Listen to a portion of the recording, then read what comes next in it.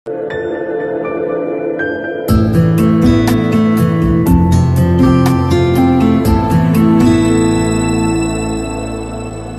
mga idol, please like, share and subscribe for more novel stories to uploads. Diyos ng Digmaan, JC Entertainment. Bago tayo magpatuloy, shoutout po sa inyong lahat mga idol, sa patuloy na pagsuporta sa ating YouTube channel. Maraming salamat po. Kabanata 1901. Ang mga mandirigma na sumalakay sa siyam na hukbo ay naalis lahat. Ang mga nakatakas ay walang iba kundi mga hamak na kampon. Ano kaya ang magiging ekspresyon ni Master Loador at Master Mackenzie kapag narinig nila ang balita? Sa sandaling iyon, magkasamang umiinom sina Master Loador at Master Mackenzie sa base camp ng Alliance Guard. Nakatanggap sila ng balita tungkol sa tagumpay at kung paano naiwan ang Pavilion Below Cloud na walang nakaligtas. Mabuting balita para sa Alliance Guard na parang naalis ang isang angkan na mas malakas kaysa sa Nine Army, makatuwirang isipin nila na kaya rin nilang alisin ang Nine Army. Matapos may larawan si Jack White na naghihingalo sa kanilang mga kamay, hindi napigilan ni Master Loador na tumawa ng masayang masaya. Itinaas niya ang baso niya at kumapit sa baso ni Master Mackenzie. Ano ang sinabi ko? Tiyak na mamamatay ang brat na iyon sa ating mga kamay. Wala nang dapat ikabahala kung tutuusin. Nasa ultimate god level lang siya. Gaano man siya kalakas, hinding-hindi siya mananalo laban sa isang tao mula sa soul penetrating level, sabi ni Master Loador sa maangin na paraan. Tumanggaw si Master Mackenzie bilang pagsang-ayon. I could not agree more. They were truly making a fuss out of nothing. I don't care how much of a talented master. He is a useless junk in my eyes as long as hindi siya umasenso. Natawa naman ang dalawa sa sinabi nila. Maya-maya, biglang nagtanong si Master Mackenzie, bakit wala pa ring balita tungkol sa Nine Army? Ano ang nagpapatagal sa kanila? Sa palagay mo ba ay may problema sila? Umiling si Master Loador kay Master Mackenzie. Dapat ay mayroon kang higit na pananampalataya. Hindi nila kinaya kaya huwag kang mag-alala. Marahang ibinaba ni Master Mackenzie ang kanyang baso at sinabing may pagbibitiw sa kanyang boses, hindi sa gusto kong mag-alala ngunit hindi ko maalis ang biglaang pagkabalisa na ito. Pinagdikit ni Master Loador ang kanyang mga kilay, hindi sinasang ayunan kung paano ginagawang malaking bagay si Master Mackenzie sa maliit na bagay. Tama na. Hindi mo na kailangang paikutin ang iyong mga knickers. Espesyal ko nang inutusan ng mga lalaki mula sa Blood Stalwart Pavilion na tiyaking maalis si Jack White sa balat ng lupa. Pagkatapos ay uminom siya ng dalawang malaking lagok mula sa kanyang baso at nagsimulang mamula ang kanyang pisngi. Ang Nine Armies ay maliliit na fries kumpara sa Pavilion Below Cloud at kailangan ko bang ipaalala sa iyo na nagawa nating alisin ang huli. Kaya huwag mag-alala. Tumanggaw si Master Mackenzie sa kanyang ulo at kinastigo ang kanyang sarili dahil sa hindi kinakailangang pag-aalala kahit na ang kanyang puso ay sabik na tumitibok sa kanyang dibdib. Biglang narinig ang tunog ng mga yabag at bumagsak ang isang alagad na maliit ang mata.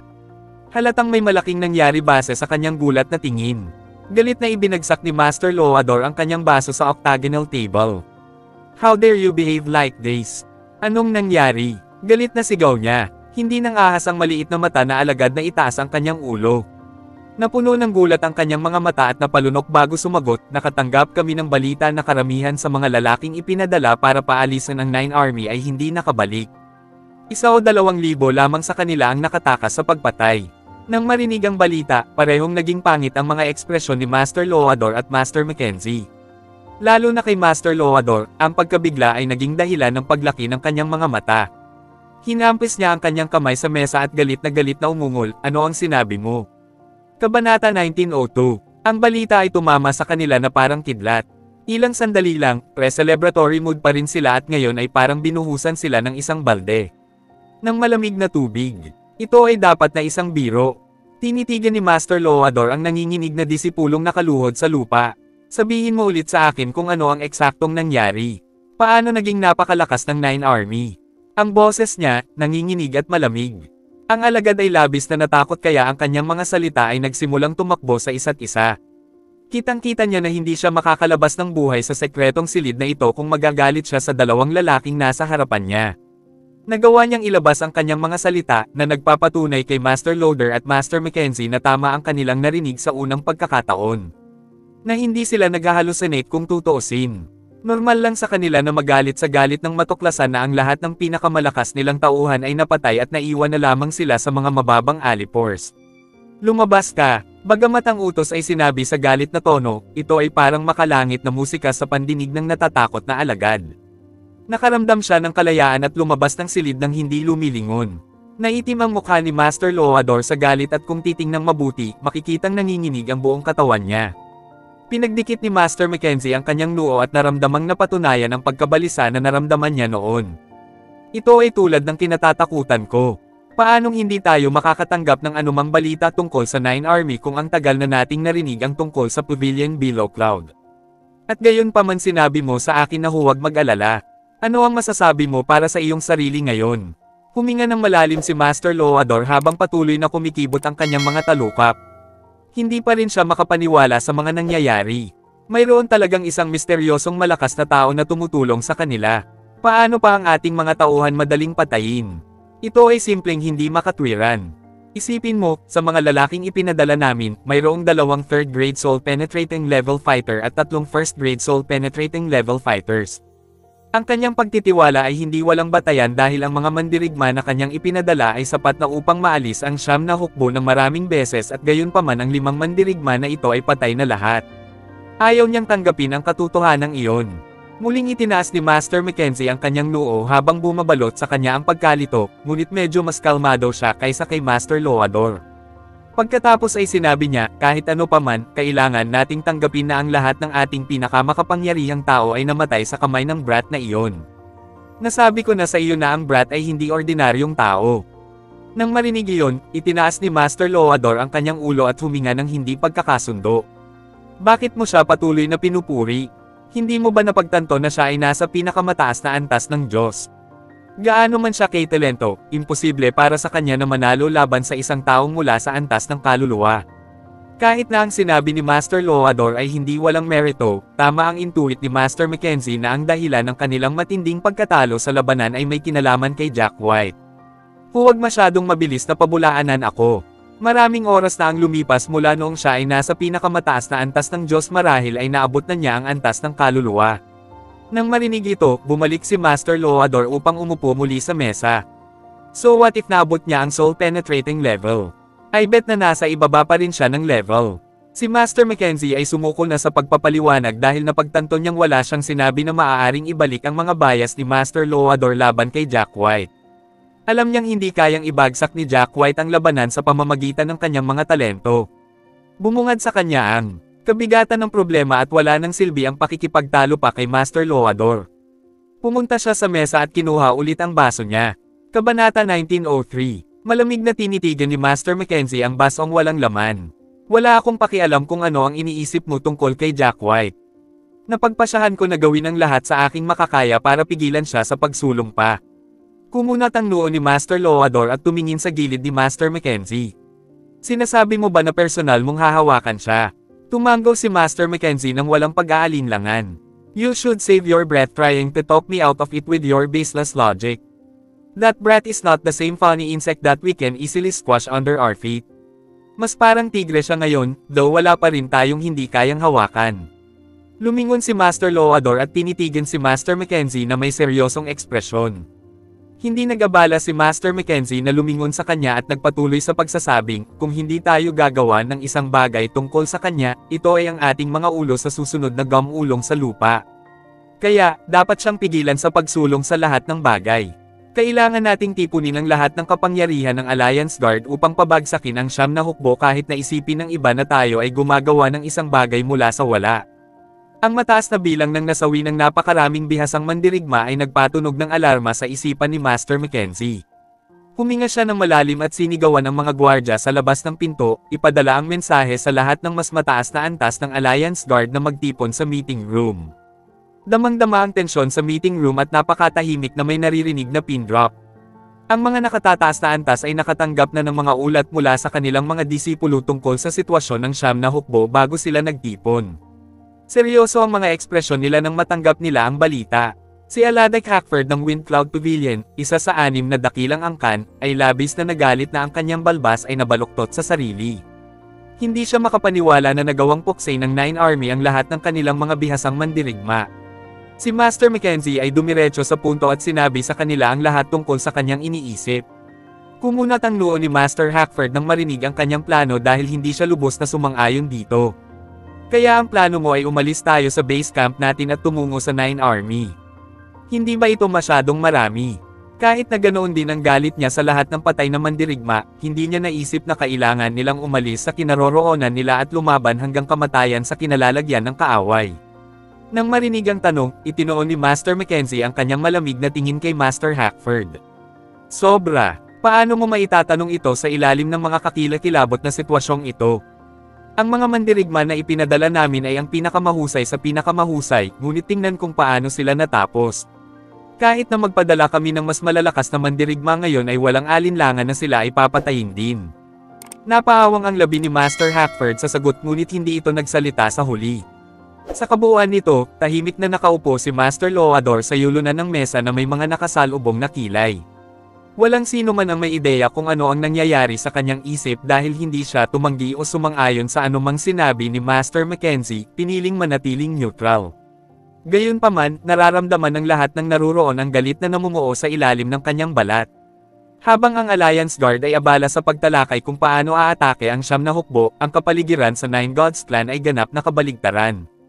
Ang malaking grupo ng mga alchemist na ibinalik ni Jack White ay lumikha ng tila walang katapos ang bilang ng mga table tasks sa loob lamang ng ilang araw. Salamat sa mga table tasks, ang pinagsamang kapangyarihan ng Nine Gods Clan ay tumaas ng husto. Marami sa mga sukdulang manlalaban sa antas ng Diyos ay nag-level up sa katayuang tumatagos sa kaluluwa. Tila nakangiti si Lady Locke sa kanila habang pag-anda ng pabuti ang mga bagay. Sa huli, nagpasya sina Master Zeller at Master Yarbrough na manatili sa Nine Gods Clan. Bago tayo magpatuloy, shout out po sa inyong lahat mga idol, sa patuloy na pagsuporta sa ating YouTube channel. Maraming salamat po. Kabanata 1904. Ang lahat ng matatanda ng Alliance Guard ay nagpasya na sumali sa labanan laban sa Nine Gods Clan para sa asosasyon ng clan ay naging isang sakit sa kanila. Kailanman sa kasaysayan ay nagkaroon ng asosasyon ng clan na umunlad ng kasing bilis ng Nine Gods Clan. Si Jack White ay walang pagod na nagtatrabaho ng walang pahinga mula noong siya ay nakalusot at matagumpay na na-level up sa isang 4th grade elementary alchemist. Patuloy siyang lumikha ng mga table tasks na kanyang iniinom upang tumaas ang antas ng kanyang paglilinang. Sa maikling panahon ng 7 araw, siya ay umabot sa ika-9 na baitang na antas ng pagpasok ng kaluluwa mula sa ika-7 baitang na antas ng pagpasok ng kaluluwa. Ang ika-9 na baitang na antas na tumatagos sa kaluluwa ay ang salamin na kisame ng mundo sa mga ranggo ng kapangyarihan at karamihan sa mga master ng mahusay na samahan ng clan ay may parehong katayuan. Matapos maabot ang ika-9 na baitang soul-penetrating level, si Jack White ay hindi namamalayan na ikinuyom ang kanyang kamao at naramdaman ang isang malakas na kapangyarihan na dumadaloy mula sa mga dulo ng kanyang mga daliri. Ang kasalukuyang Jack White ay kumpiyansa na makipag head-to-head laban sa pangalawa o ikatlong baitang Nirvana level fighter. Ito ay isang kahihiyan na walang manlalaban na humawak ng Nirvana status na nangangahulugang siya ang pinakamalakas sa mundo ng Daxia. Inaasahan niya ang labanan laban sa Alliance Guard at nang siya ay nangangarap tungkol dito, isang panik na si Kevin Cabello ang sumugod na may malalaking hakbang. Sa sandaling nakita niya si Jack, nagliwanag ang kanyang mga mata na para bang natagpuan na niya ang kanyang tagapagligtas. Nakatanggap kami ng mga ulat na isang malaking grupo ng mga mandirigma ang nagtipon-tipon sa labas ng Nine Gods Clan.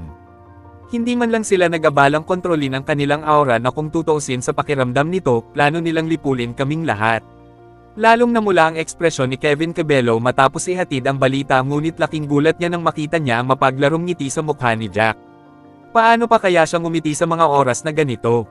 Hindi ba dapat mag-alala ang amo sa nalalapit na pananambang? Tanong niya sa sarili. Walang dahilan para mag-alala. Hindi ito ang unang pagkakataon na ginawa nila ang ganitong uri ng bagay. Tiyak na babalik silang muli sa pagitan ng kanilang mga binti. Katulad ng huling pagkakataon, matahimik na sabi ni Jack. Tumutulo ang bawat salita niya ng may kumpiyansa. Huminga ng malalim si Kevin Cabello ngunit hindi pa rin naaaliw sa sinabi ng kanyang amo. Naiintindihan ko na maraming bagay ang maaaring lutisin gamit ang kasalukuyang kapangyarihan ng master ngunit hindi ito isa sa mga iyon para sa disipulong bumalik na may dalang balita at nakilala ang ilan sa mga umaatake. At sino kaya sila? Tanong ni Jack na nakataas ang kilay. Huminga ulit ng malalim si Kevin na para bang sapat na ang takot sa susunod niyang sasabihin para mabiglas si Jack. Nakita ng disipulo ang mga pinuno ng Alliance Guard Master Loador, Master Mackenzie, at maging si Master Hackford. Lahat sila ay umalis sa kanilang base camp para sa atin. Siya ay bumagsak sa lupa tulad ng isang lobo habang ginawa niya ang lahat upang iulat ang malagim na balita. Ang pinagsamang lakas ng pakikipaglaban ng mga kalaban, hindi pa banggitin ang iilan sa ikasyam na baitang mga manlalaban sa antas na tumatagos sa kaluluwa, ay maaaring magwasak ng sinumang hukbo sa lupa. Bagamat tiwala siya sa kakayahan ni Jack, nakaramdam pa rin siya ng kawalan ng pag-asa sa napipintong massacre ng Alliance Guard. Akala niya ay marirealize ni Jack ang katakot-takot ng sitwasyon kapag ipinaliwanag niya sa kanya ang lahat, ngunit nagulat siya nang makita niya ang mapaglarong ngiti sa mukha ni Jack. Parang wala man lang siyang sinabi. Kabanata 1905. Hindi nikaimik si Kevin kay Jack. Wala na siyang nagawa kundi titigan ang kanyang amo. Pumunta ka at iulat ang sinabi mo sa akin kay Master Yarbrough, Master Zeller, at sa iba pang mga asosasyon ng clan. Sabihin sa kanila na maghanda para sa huling laban, mahinahong utos ni Jack. Nang marinig iyon, nakaramdam si Kevin ng panghihina na parang nakalunok siya ng 3 buhay na langaw dahil ang huling labanan na ito ang magtatakda ng kaligtasan ng Nine Gods Clan. Ang mas kalmado na si Jack ay ang mas pag-aalala na naramdaman ni Kevin. Hindi siya nag-aksaya ng panahon sa pagpapakalat ng balita. Tumangala si Jack sa langit sa itaas niya at bagaman tila kalmado, naamoy niya ang paparating na bagyo. Ano? Umalis ang Alliance Guard sa base camp nila. Mukhang itataya nila ang lahat sa huling laban na ito. Oh my God! Ano ang dapat nating gawin? Maaari ba tayong manalo sa labanang ito? Nagsimulang magpanik ang lahat ng mga disipulo ng Nine Gods Clan nang matanggap nila ang balita. Napagtanto ni Kevin na si Jack lang ang nakakapagpatahimik sa buong pagsubok. Kahit na alam ng lahat na nag-level up na sila, alam nilang wala pa rin silang laban sa Alliance Guard.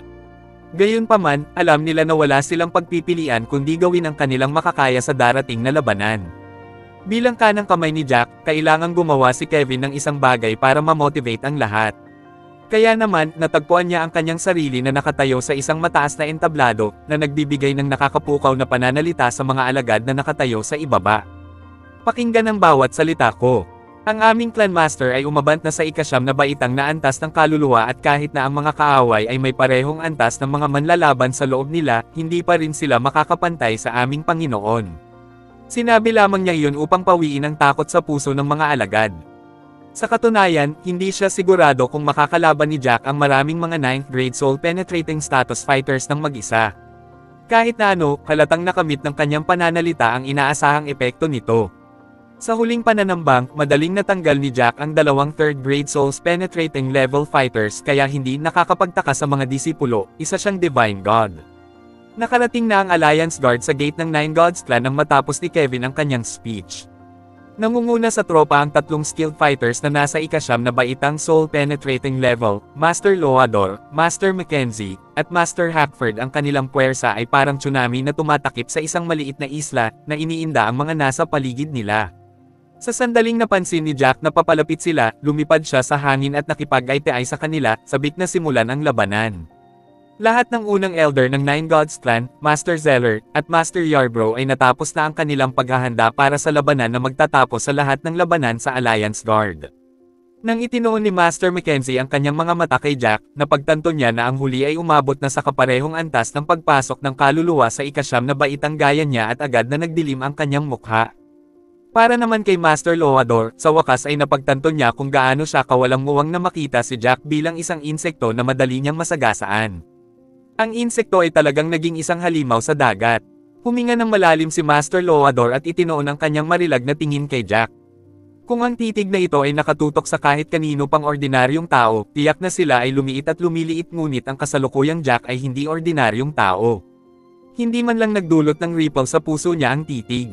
Sa katunayan, natutuwa siya na mahinahon niyang matitigan pabalik si Master Loador at ang iba pang mga lalaki.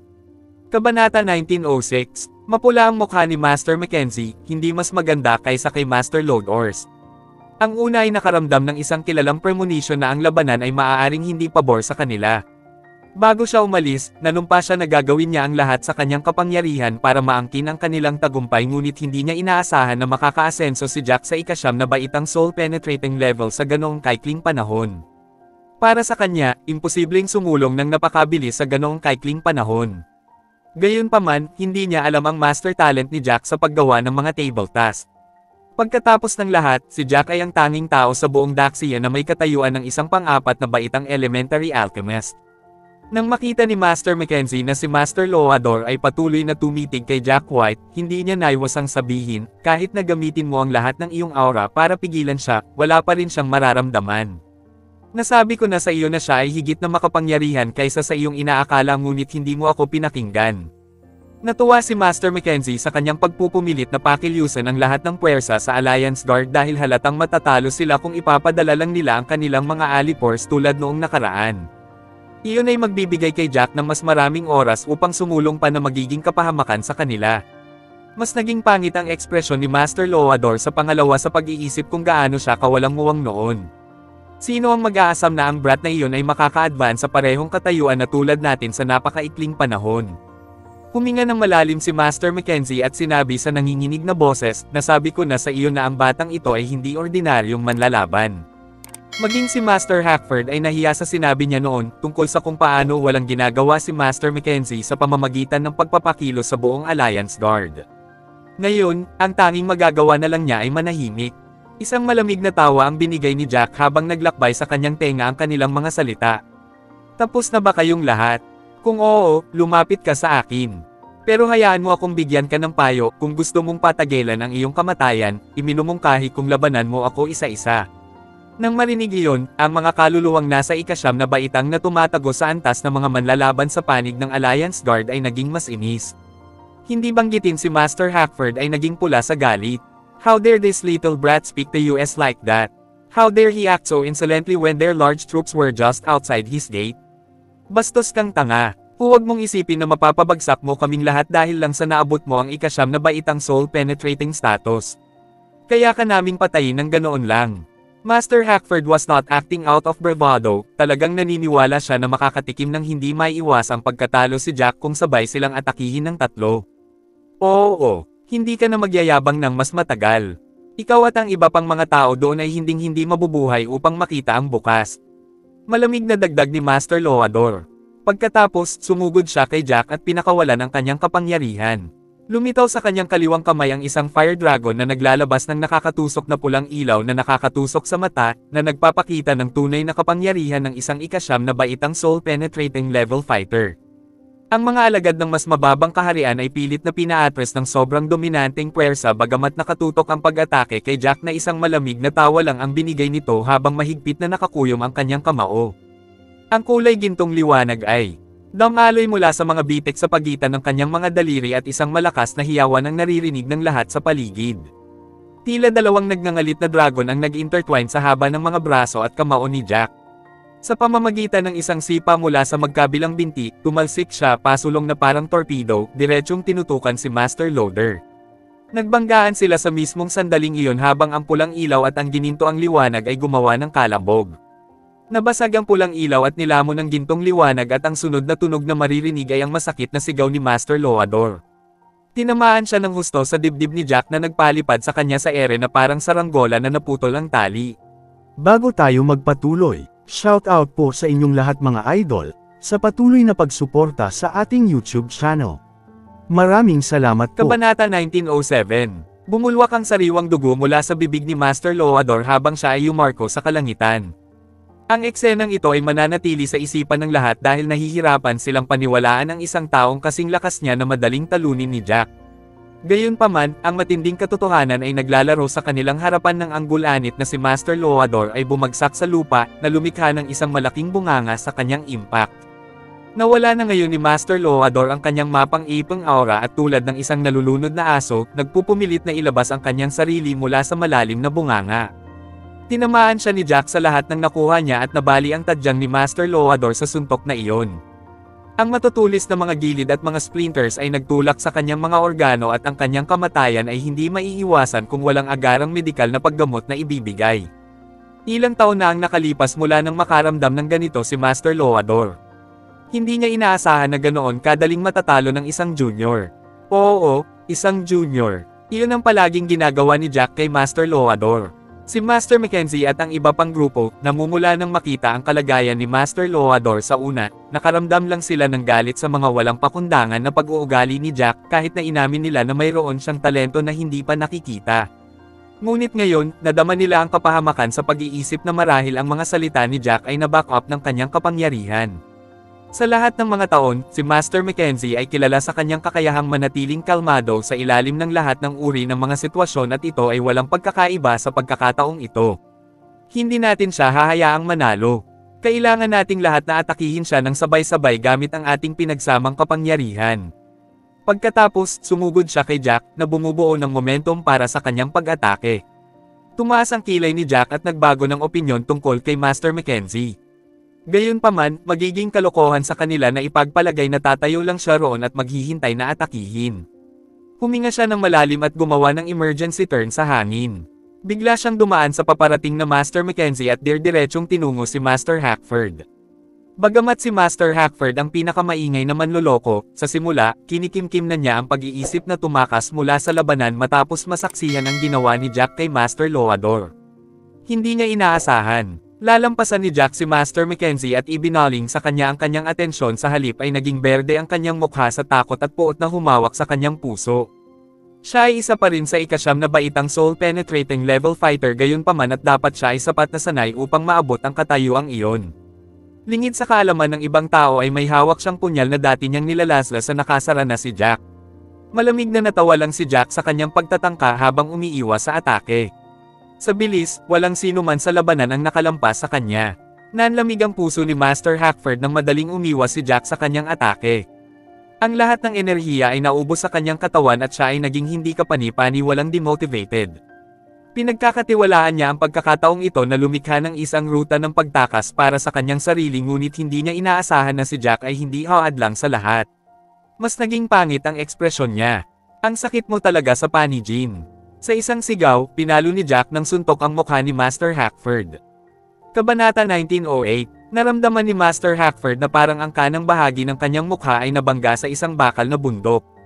Binasag ng puwersa ang kanyang aura shield na kilala rin bilang attached spirit sa mga tao sa sagradong lugar. Nang masira ang nakakabit na espiritong ito, ang suntok ni Jack ay dumapo sa kanyang mukha. Natanggal ang lahat ng ngipin ni Master Hackford at na-dislocate ang kanyang pangadahilan para hindi siya makasigaw bago siya pinalipad sa himpapawid at tuluyang bumagsak sa lupa ng may malakas na kalabog. Nagkataon lang na nakarating siya hindi kalayuan sa kinaroroonan ni Master Loador. Ang natitira sa Alyansa Guard ay nanood habang ang eksena ay bumungad sa kanilang mga mata, ang kanilang mga bibig ay nakanganga.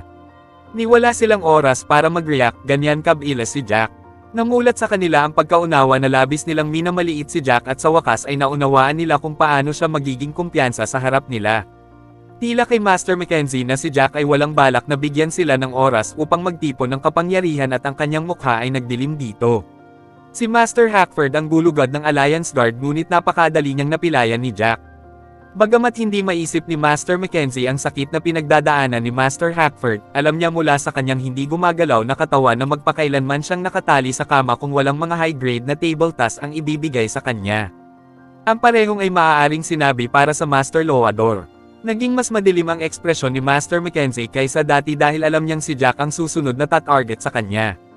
Huminga siya ng malalim at tinasa ang binata sa kanyang harapan, alam na alam niya ang nakakatakot na kapangyarihang taglay niya. Ipinagmamalaki niyang lumaban kay Jack, ngunit ang pagnanais na gawin ito ay umalis sa kanya kanina. Ang tanging hiling niya ay makatakas sa abot ng kanyang makakaya.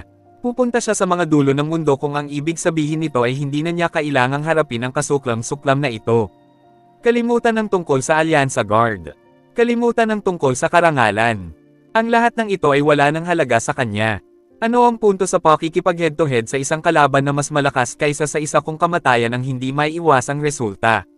Sa pagtataka ng lahat, si Master Mackenzie ay lumiko ng 180 degrees at nakatakas sa malayo ng ibinaling ni Jack ang kanyang mga mata sa kanya. Ito ay walang katotohanan na naisip nila ito. Ay isang biro. Lahat ng mga Panginoon ng mga asosasyon ng clan ay nagmamayabang sa kanilang mapang ipong aura, pinag-uusapan kung paano nila aalisin ang kanilang sinumpaang mga kaaway, ngunit ang resulta ay hindi hihigit sa katotohanan. Dalawa sa kanila ang matinding nasugatan at ang isa ay nakatakas habang ang buntot ay nasa pagitan ng kanyang mga paa. Ang mga matatanda ng Alliance Guard ay nagalit na si Master Mackenzie ay hindi kailanman tumalikod. Master Mackenzie, paano mo kami iiwan? Anong klaseng pinuno ka? Sigaw nila. Naku, hindi na ibalik ng kanilang pagsusumamo si Master Mackenzie dahil hindi siya tanga. Alam na alam niya na ang kamatayan ang tanging pagpipilian kung hindi siya tatakas ngayong lumaki na si Jack. Napagdesisyonan na niyang mamuhay sa isang tagong lugar. Para sa kanya, mas mabuting mamuhay ng duwag kaysa mamatay ng magiting. Ang lahat ng kapirasong karangalan ay naubos sa kanyang katawan. Pinagdikit ni Jack ang kanyang mga kilay. Wala siyang intensyon na hayaang makatakas si Master Mackenzie dahil nag-aalala siya na ang huli ay maghihiganti sa kanyang malalapit na kaibigan at pamilya sa hinaharap. Mas mabuting ilabas na siya ngayon kaysa magsisisi kung mangyayari talaga iyon. Pinaikit niya ang kanyang mga mata at humarap sa mga matatanda ng Nine Gods Clan. Ipaubaya ko sa inyong lahat ang natitira. Kabanata 1909. Naalis na ni Jack ang pinakamalakas sa kanilang mga kalaban. Kumpiyansa siya na kakayanin ng bagong level up na Nine Gods Clan ang iba pang mga alipors ng Alliance Guard. Hindi sa banggitin. Parehong Master Zeller at Master Yarbrough ay naruroon din. Nagbigay siya ng malamig na panunuya, pinaandar ang kanyang chi, at bumaril sa kalangitan na parang arrow. Siya ay patungo sa direksyon ni Master Mackenzie at maaabutan siya ng hindi oras sa kanyang kasalukuyang walang kapantay na bilis. Sa iba pang mga nanonood, parang nawala si Jack sa isang kisap mata. Nararamdaman ni Master Mackenzie ang isang malakas na puwersa na nagmumula sa kanyang likuran. Anong linta? Hindi ba pwedeng bitawan na lang niya ako? Nagmura siya. Siya ay nanginginig sa kanyang bota. Ayaw niyang mamatay doon at pagkatapos, may mga taon pang natitira sa kanya at hanggat nag-iingat siya, kakayanin niyang buhayin ang mga taong iyon. Ang pagnanais na manatiling buhay ang nangingibabaw sa kanyang puso. Jack, wala tayong personal na hinanakit sa isa't isa. Hayaan mo na ako at ipinapangako kung magpapanggap akong walang nangyari sa pagitan natin. Sigaw niya kay Jack habang pinapanatili ang bilis ng pagtakas niya. Magtatapon pa ako ng mga kayamanan para sa iyo. Ibibigay ko sa iyo ang lahat ng gusto mo basta't iligtas mo ang buhay ko. Maaari pa akong maging lingkod mo kung iyon ang gusto mo. Ibinigay na niya ang huling piraso ng kanyang dignidad sa pamamagitan ng pag-alok na maging lingkod niya upang iligtas ang kanyang sarili, ngunit ang lahat ng ito ay nagpatawa lamang kay Jack sa kahangalan ng lahat ng ito. Napatulala ang Alliance Guard. Hindi nila akalain na makikita nila ang araw na ang mataas at makapangyarihang master na si Mackenzie ay magmamakaawa para sa kanyang buhay. Isang malamig na tawa ang binigay ni Jack at nagpas siyang i-drag ito hanggang sa makakaya niya. Master Mackenzie, narito. Akala ko lahat kayo ay matataas at makapangyarihan. Isang walang humpay na mandirigma, pinakamalakas sa kanilang lahat. At ngayon, ikaw ay walang iba kundi isang daga na nahuli sa imburnal, handang gawin ang lahat para mailigtas ang iyong buhay. Nang marinig ito, nag-alab ang galit ng apoy sa puso ni Master Mackenzie ngunit nag-iingat siyang huwag ipakita ito sa kanyang mukha. Alam niyang matatapos na ang lahat sa kanya sa sandaling magpakita siya ng anumang senyales ng puot kay Jack. Sinadya ko ang sinabi ko. Pinanghahawakan natin ang matinding puot sa isa't isa. Hindi mapawi ang galit sa iyo ng pagpatay sa akin. Walang malalim na puot. Muli, natawa si Jack sa katarantiduhan ng lahat. How dare he even say such thing like that? Hindi mo ba nakakatuwang sabihin na wala tayong malalim na galit sa isa't isa? Kung iyon ang katotohanan, bakit mo pinakilos ang lahat ng iyong puwersa laban sa aking mga tao? Kung hindi dahil sa katotohanan na ako ay malakas, ang ating mga tungkulin ay mababaligtad. Kaya't huwag mo akong linlangan sa iyong mga mapanlinlang na salita. Kahit isang 3 taong gulang na bata ay hindi maniniwala sa iyong sinabi. Ang malalim na mga hinaing sa pagitan ni Jack at Master Mackenzie ay hindi nilikha sa isang araw. Ang huli ay inatake ng maraming beses si Jack. Ang lahat ng ito ay dahil sa pambihirang husay ni Jack kaya nagawa niyang panatilihing ligtas siya at ang kanyang pamilya. Hindi matatawag na tao si Master Mackenzie kung hindi niya iyon naisip. Lalong natakot si Master Mackenzie nang mapagtanto niyang hindi magiging madali ang pag-ugoy kay Jack. Ano man ang mangyari, kailangan niyang subukan ang bawat panlilinlang sa kanyang manggas kung wala siyang ibang gusto kundi ang manatiling buhay. Pinaikit ni Jack ang kanyang mga mata, ayaw mag-aksaya ng oras sa larong pusa at daga. Pinagdikit niya ang kanyang mga kamay sa isang handsil upang mapabilis ang kanyang bilis at sa isang kisap mata ay lumitaw sa tabi ni Master Mackenzie. Naramdaman ni Master Mackenzie ang malamig na hangin sa tabi niya at ang memorya ng kalamnan na nahasa mula sa maraming taon ng karanasan sa larangan ng digmaan ay naging dahilan ng pagtalikod ng kanyang katawan para makaiwas sa atake ni Jack. Maraming salamat sa lahat mga idol na sumusubaybay sa ating channel. Please subscribe to our YouTube and Facebook channel, JC Entertainment. Maraming salamat po. Kabanata 1910. Gayunpaman, ang bilis ni Master Mackenzie ay hindi maihahambing kay Jack. Bigla siyang nakakita ng gintong liwanag kasabay ng paghampas ni Jack ng kamao sa balikat niya dahilan para maputol ang mga kasukasuan niya sa marahas na bitek. Sunod-sunod na sigaw ang pinakawalan niya nang maramdaman ang sakit sa buong katawan niya. Napilayan ng suntok ang kanyang balikat. Malamig na tumawa si Jack habang itinaas muli ang kanyang kaliwang kamao, hindi binibigyan ng oras si Master Mackenzie na ipagtanggol ang sarili. Ang gintong liwanag ay kumislap sa kanyang kamao habang hinahampas niya ito sa kanang dibdib ni Master Mackenzie na may sapat na lakas upang wakasan ang buhay ng sinuman. Muling tumunog ang tunog ng mga buto. Hindi lang nabasag ng suntok ang mga buto ni Master Mackenzie kundi hindi niya na-activate ang kanyang chi kaya nahulog siya sa lupa na parang na-deflate na lobo. Hindi pa tapos si Jack sa kanya. Sinundan niya ito pababa at hinawakan ang kwelyo ni Master Mackenzie. Ang susunod na suntok ay sa mga meridian points ni Master Mackenzie habang pinaplano niyang ganap na sirain ang kanyang paglilinang upang matiyak na hindi siya magkakaroon ng pagkakataong ipaghiganti ang kanyang sarili. Dilatang nakakatakot na mga mata ni Master Mackenzie dahil alam niya kung ano ang nasa isip ni Jack. Napuno ng walang katapusang kawalan ng pag-asa ang kanyang puso, wala siyang maiiwan kung ang kanyang paglilinang ay ganap na nawasak. Sa huling lakas, tinitigan niya si Jack na nagmamakaawa at sinabing, "Huwag mong sirain ang aking paglilinang. Nakikiusap ako sa iyo, huwag mo akong sirain. Kaya kung maging alipin mo. Kaya kung gawin ang lahat. Maging alipin ko." Lalong naging malas ang malamig na ngiti ni Jack sa mga salitang iyon.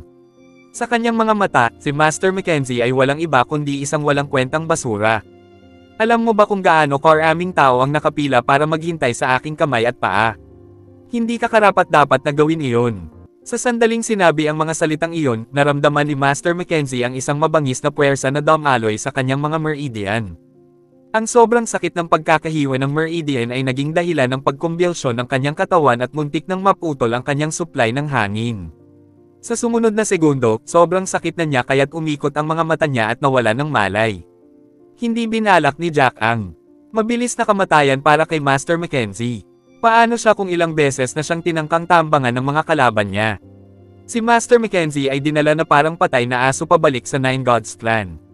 Sa oras na bumalik si Jack, ang labanan ay nanalo na. Kung wala ang kanilang mga pinuno at ang galing ni Jack, ang mga alagad ng alyansa ng Guardia ay nawala ng lakas sa pakikipaglaban at sumuko sa kanilang kapalaran. Pinatay ng mga disipulo ng Nine Gods Clan ang karamihan sa kanilang mga kalaban ngunit hindi pinatay ang mga naghagis ng kanilang mga sandata pababa. Sa halip, kinumpis kanila ang mga armas, itinali, at iniwan sa labas ng tarangkahan. Ang kanilang kapalaran ay si Jack ang magtatakda. Malamig na ngumiti si Jack sa nakatali ng mga alagad ng Alliance Guard na nakaluhod sa harap ng gate ng Nine Gods Clan na nakalaylay ang mga ulo. Bagamat karaniwang hindi niya pinakikitunguhan ang kanyang mga kaaway ng may awa, hindi rin niya nais na pumatay ng walang pinipili. Bukod dito, may mga mas importanteng bagay na kailangan niyang asikasuhin. Si Kevin Cabello ay lumakad ng pabago-bago patungo kay Jack White at binati ito ng papuri bago itinuro ang mga alagad ng Alliance Guard. "Guro, ano ang dapat nating gawin sa kanila? Sa tingin ko dapat nating patayin silang lahat ngunit marami ang kanilang bilang. Baka magalit tayo sa mga Diyos kung gagawin natin." Iyon. Pinagmasdan ni Jack ang kanyang mga mata sa mga bihag na bumuhos sa malamig na pawis sa ilalim ng kanyang nagyayelong tingin. Hindi sila nang ahas na huminga. Kahit na alam ni Jack ang malalang sitwasyon ng Pavilion Below Cloud, mas gugustuhin niyang iwasan ang genocide kung maaari. Kung hindi, hindi siya magiging iba sa mga taong Alliance Guard. Siya ay nagpakawala ng isang mahinang buntong hininga at sinabi, "Hayaan mo sila. Hindi na sila banta sa atin. Makabubuting iwasan nila tayo kung alam nila kung ano ang makakabuti para sa kanila." Pagkatapos ay inihagis niya si Master Mackenzie sa lupa na para bang siya ay isang patay na aso. Hindi man lang gumawa ng ingay ang huli. Napuno ng kalungkutan ang kanyang mga mata dahil wala na siyang hinaharap na inaasahan ngayong ganap na nawasak ang kanyang paglilinang. Hayaan mo na ang mga Alipors. Tungkol naman sa tatlong ito, hindi sila karapat-dapat ng mabilisang kamatayan. Ipinagkatiwala ko sa iyo si Master Loador, Master Hackford, at Master Mackenzie. Ang kultibasyon ni Master Mackenzie ay ganap na nawasak at dapat mong gawin ang parehong para sa dalawa pa. Ipaubaya ko sa iyo kung ano ang gusto mo sa kanila pagkatapos nito. Hindi na hinintay ni Jack ang sagot ng sinuman at humakbang pabalik sa kanyang silid. Pagdating sa kanyang silid, tinawag niya si Kevin Cabello. Tinansya niya na hindi siya magtatagal para umakyat sa rango ng 4th grade intermediate alchemist, ngayong isa na siyang 4th grade elementary Please alchemist. subscribe and hit the notification bell for more novel stories. JC Entertainment.